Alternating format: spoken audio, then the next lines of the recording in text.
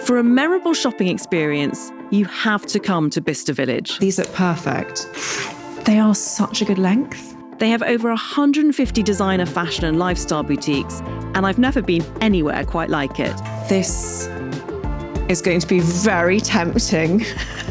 From personal shopping consultants to hands-free shopping, yes, they carry your bags for you, so chic.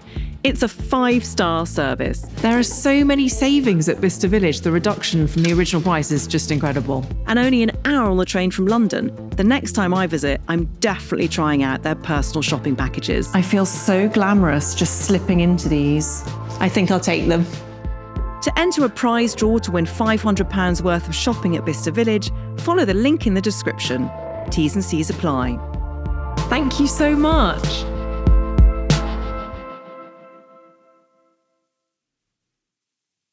But I wonder how difficult it is when you are as recognised as you are, when you do have this massive Instagram following, when you are on this hugely popular series on Amazon. Is it difficult to separate that from your need to be liked? Because trying to be liked by all that many, those many millions must be impossible. Yeah, absolutely. It's a great question. I talk about it all the time. I think about it all the time. It's something I've had to reckon with a lot. And number one, there is this need that still exists in me all the time to justify myself. When you say no to something, or you get misunderstood, or rumors circulate, I still want to go on the internet and write, actually, and I want to defend myself.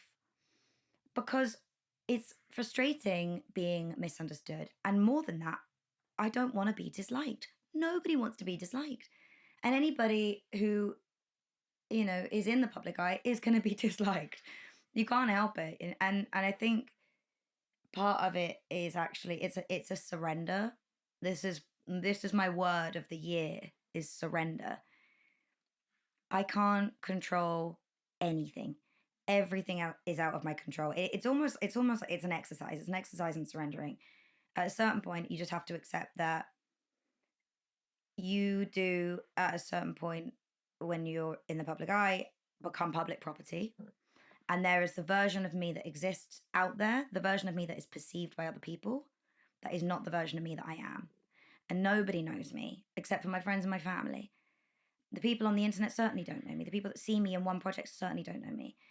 And so therefore it can't get to me. It can get to that person, but she doesn't have any feelings because she's not real. It's a figment of everybody's imagination. It's their projected image. It doesn't exist. It looks different for all of those people. And as long as my inner life is rich, and I have incredible friends, incredible family, I have great experiences, I eat good food, I know what I like, and I love my little life, then that's all that matters. That's all that I need to do. And just sort of, it's a very long-winded way of saying don't listen to the haters, but it's hard. Of course you read the comments. Of course you see the things. Of course you hear what people shout at you on the street, and it's horrible, and it does affect you, but you just have to think that's not me. Whoever they're talking about is a different person. You're so wise. I love what you said there about the fact that it can get to that person, as in it can affect the projected image of you. I think that's super helpful because you're not... I think sometimes when you hear this advice, you feel like you have to be entirely impervious and just let it all bounce off you, otherwise you're failing. But I love that idea that the projected image, she can deal with that because it's not you. Mm-hmm. I find that very helpful. Yeah, and not having to bridge the gap between those two people. I don't need to have to get all worked up and be like, well, actually, it's not my fault because I did this and I did that. I don't have to defend myself. Yeah. It's so much energy, and I'd rather put that energy into people that really deserve it and the things that I really love. Do people shout at you in the street? Oh yeah, it's happened. Like mean stuff? All the time. Sometimes mean stuff. Sometimes they're just shouting words or names or lines from shows.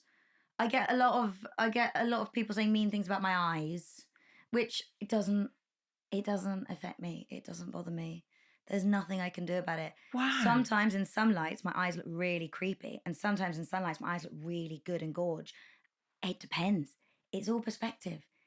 And people can be gorgeous and beautiful and lovely, and then also sometimes look a bit shit and be covered in acne and be tired and have makeup running down my face. Everyone contains multitudes. Everyone looks good and bad. It depends on the perspective, on the day, how much sleep you've had. And it just doesn't, like, why does any of it matter? I guess Well, that's where I'm at now. right now I'm hypnotized by your eyes, which are like two of the most beautiful eyes I've ever seen. Okay. So just Thank you put that very on the much. record. Thank you very But much. I that appreciate it. It's lovely Zoe over there who's spent ages doing my makeup, which has is she put in great. the glass eyes this She morning? put the glass eyes in. Yeah, they're actually contact lenses. Big glass contacts. That brings us back to the character of Rhiannon, because I do think you do a great job of portraying that duality on screen. She does visibly seem to inhabit herself and her looks the more powerful she becomes. And she also does something which I wonder if you can relate to, because you have been so courageous and generous in the past and spoken about your own mental health journey. And Rhiannon pulls her hair. She's got this obsessive compulsion to pull her hair because she's bullied at school. And I know that you've spoken about your years of self-harm. Did you see a correlation between those two things?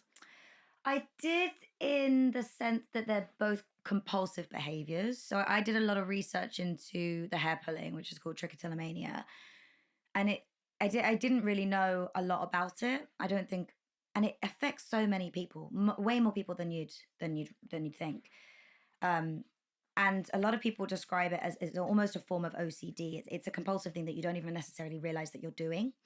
And I had that with self harm. Was if I, not, it wasn't always as sort of graphic or violent as you'd imagine. Sometimes it's as simple as digging your nails into yourself, or pinching your own skin, Mhm. or just doing small tiny acts of violence, small tiny acts of pain.